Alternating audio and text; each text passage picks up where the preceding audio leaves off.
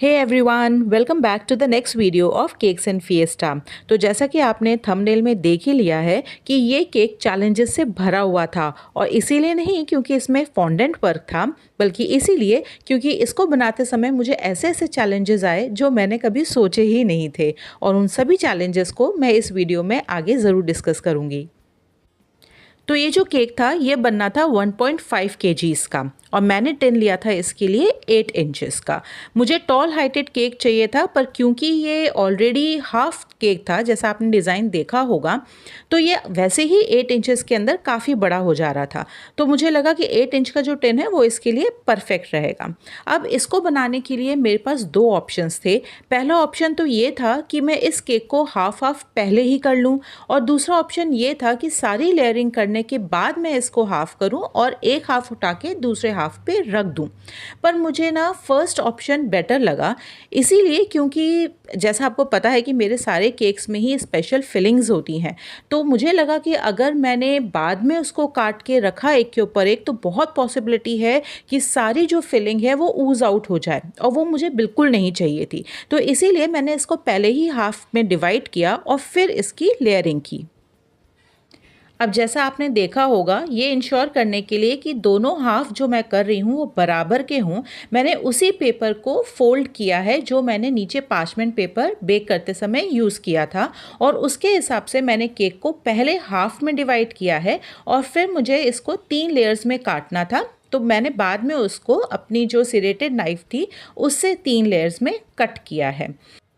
Cake को layers में cut करने के लिए सबसे बेस्ट तरीका होता है ये। आप एक तरफ से अपनी सिरेटेड नाइफ को आगे पीछे करेंगे और दूसरी तरफ से केक को सिरेटेड नाइफ की तरफ रोटेट करेंगे, और आप देखेंगे कि बहुत इजीली बिल्कुल इवन लेयर्स कट के रेडी हो जाएंगी। तो इस केक को मैंने काटा था 3 लेयर्स में, और इस तरह से मेरे पास 6 हाफ लेयर्स कट के रेडी थी। मतलब आप सोच सकते हैं कि ये केक करते करते कितना टॉल हो गया था, और ये पहला मेरे लिए चैलेंज था कि इतने टॉल केक को, वो भी हाफ केक को, कैसे मैनेज करना है। मुझे इस केक को किसी भी हालत में परफेक्टली बना के रेडी करना था, क्योंकि ये जो क्लाइंट है ये मेरी रेगुलर क्लाइंट है, और जितनी बार भी ये मुझे केक के ऑर्डर्स देती हैं हमेशा चैलेंजिंग ऑर्डर्स ही देती हैं, और इनको मुझ पे इतना ट्रस्ट होता है कि ये खुद ही कह देती हैं कि मुझे पता है कि ये तो आप इजीली कर लोगे, और मैं किसी भी हालत में उनके इस ट्रस्ट को तोड़ने नहीं देना चाहती थी। गोवा में रहती हैं, पर उनकी देवरानी यहाँ रहती है, जिनकी बेटी का 6 मंथ बर्थडे था, और इसके लिए उन्होंने 15 डेज़ पहले ही मुझे ये ऑर्डर प्लेस कर दिया था। बाय गॉड्स ग्रेस मेरे साथ ऐसे बहुत सारे क्लाइंट्स हैं जो कि मेरे रेगुलर कस्टमर्स हैं, शायद इसीलिए क्योंकि उनको मुझ पे ना 100% ट्रस्ट है। मैं हमेशा एगलेस ही बनाती हूँ, सारे प्रोडक्ट्स एगलेस हैं, सभी प्रोडक्ट्स बिना प्रिजर्वेटिव्स के होते हैं, और क्वालिटी हमेशा नंबर 1 होती है। अब क्योंकि ये 1.5 kg का केक था, और मुझे ये लग रहा था कि नॉर्मल जो केक बोर्ड होता है वो इसका वेट इजीली नहीं ले पाएगा, मैंने यहाँ 10 इंचेस का केक ड्रम यूज़ किया है। फर्स्ट लेयर मैंने लगा दी है, और उसको मैंने शुगर सिरप से सोक किया है। अब क्योंकि ये पाइनएप्पल केक था, मैंने शुगर सिरप के अंदर थोड़ा सा पाइनएप्पल क्रश भी ऐड किया था, और उसी से मैंने अच्छे से सोकिंग की थी। जब भी मैं लेयर वाले केक्स बनाती हूँ, मतलब कि टॉल केक्स बनाती हूँ जिसमें काफ़ी लेयर्स होती हैं, मैं सोकिंग बहुत ध्यान से करती हूँ। ओवर सोकिंग बिल्कुल नहीं होनी चाहिए, अदरवाइज़ प्रेशर की वजह से जो नीचे की लेयर होती है वो डिसबैलेंस होने के पूरे चांसेस होते हैं। तो ऐसे केक्स में सोकिंग बहुत ध्यान से करनी होती है।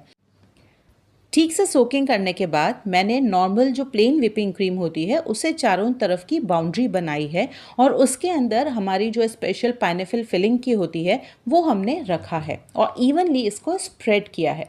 बहुत ज़रूरी होता है कि अगर आप चाहते हैं आपका केक बिल्कुल स्ट्रेट बन के रेडी हो, तो हर टाइम जितनी बार भी लेयरिंग कर रहे हैं ना, उतनी बार आप उसको इवन करते जाइए, और जब 2 केक्स की लेयर आप रख देते हैं तो दोनों के बीच की जो बाहर स्पेस बचती है उसको भी आप साथ ही साथ फिल करते जाइए। तो बस यही प्रोसेस मैंने हर लेयर को रखते वक्त किया है, और इस तरह से मैंने 6 लेयर्स रख दी हैं।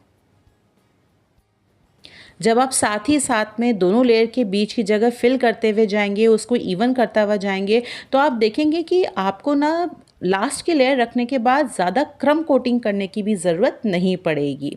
तो बस जब मेरी 6 लेयर्स कंप्लीट हो गई थी तो मैंने इसके अंदर 3 डॉवल्स डाले थे और वुडन डॉवल्स ही डाले थे। मैं प्लास्टिक के डॉवल्स तब यूज़ करती हूँ जबकि वो टियर केक्स हों और तब मुझे डॉवल यूज़ करना हो। लेकिन जब मुझे एक टॉल केक को, जो सिंगल टियर का केक है, उसमें डॉवल डालने होते हैं तो मैं वुडन वाले ही प्रेफर करती हूँ। अब फाइनल क्रम कोटिंग करने के बाद और तीनों डॉवल्स डालने के बाद मैंने केक को 1 घंटे के लिए फ्रिज में रखा था सेट होने के लिए।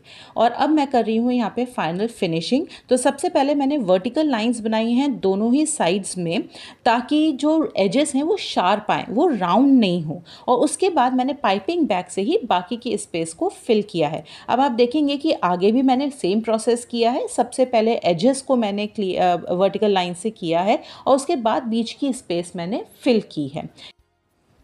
बस अब इसके बाद जैसा मैं हमेशा करती आई हूँ, मैंने फिनिशिंग स्टार्ट की है टॉप से और फिर मैं आऊँगी साइड पर, ताकि जितनी भी एक्स्ट्रा क्रीम है टॉप पर वो साइड में आ जाए, वो इजीली स्क्रैप आउट हो जाए। अब यहाँ मैंने कर दी थी एक गलती, और वो ये कि मैंने यहाँ ले लिया था छोटा वाला स्क्रैपर, और मुझे बहुत जल्द समझ में आ गया था कि इससे नहीं होने वाला है, तो मैंने उसको चेंज करके अपना बड़ा वाला जो स्टील का स्क्रैपर होता है वही मैंने यहाँ पर यूज़ किया है, और उसी से फाइनली मेरी फिनिशिंग अच्छी हो पाई थी। एक टिप आप सबके लिए, कई बार ऐसा होता है कि फिनिशिंग देते देते थोड़ा लेट हो जाता है और जो क्रीम है ना वो फटने लगती है, उस पर अच्छी फिनिशिंग हो ही नहीं पाती। तो ऐसे में आप थोड़ा सा पानी स्प्रे कर सकते हो क्रीम के ऊपर, या फिर जो स्क्रैपर आप यूज़ कर रहे हो उसको थोड़ा सा पानी में डिप करके एक्सेस वाटर हटाकर फिर उसको यूज़ करके देखिए, बहुत ईजीली अच्छे से स्मूथ फिनिशिंग हो जाती है। अब आपने देखा होगा कि जब मैंने आगे क्रीम लगाई और स्क्रैपर चलाया तो बीच में काफ़ी स्पेस बची हुई थी, उसके अंदर मैंने एक्स्ट्रा क्रीम फिर से लगाई है और वापस से मैंने स्क्रैपर से उसको स्मूथ किया है। आपने ये भी नोट किया होगा कि मैंने जब इसको स्मूथ फिनिशिंग दी है ना, तो एजेस पे उसको राउंड नहीं घुमाया है स्क्रैपर को, बल्कि एक एज से दूसरे एज पे आके बस रोक दिया है। फिर से वापस से मैंने फर्स्ट एज से सेकेंड एज तक लेकर आई हूँ स्क्रैपर को। ऐसा करने से आपको हमेशा जो एजेस हैं वो हमेशा शार्प मिलेंगे, राउंड नहीं मिलेंगे। केक के आगे के साइड तो फॉन्डेंट फिगर्स आने थे, पर पीछे खाली खाली लग रहा था, इसीलिए मैंने सिलिकॉन ब्रश से उस पर डिज़ाइनिंग कर दी थी। अब ये जितने भी फॉन्डेंट फिगर्स हैं मैंने एटलीस्ट 2 दिन पहले बना के रेडी कर लिए थे, और सबसे ज़्यादा प्रॉब्लम आई थी इस टब के पानी को बनाने में, जो कि मैंने न्यूट्रल जेल से बनाया था। मुझे डर था कि कहीं ये कटिंग का टाइम आते आते टब मेल्ट ना होने लग जाए, पर ऐसा कुछ नहीं हुआ था।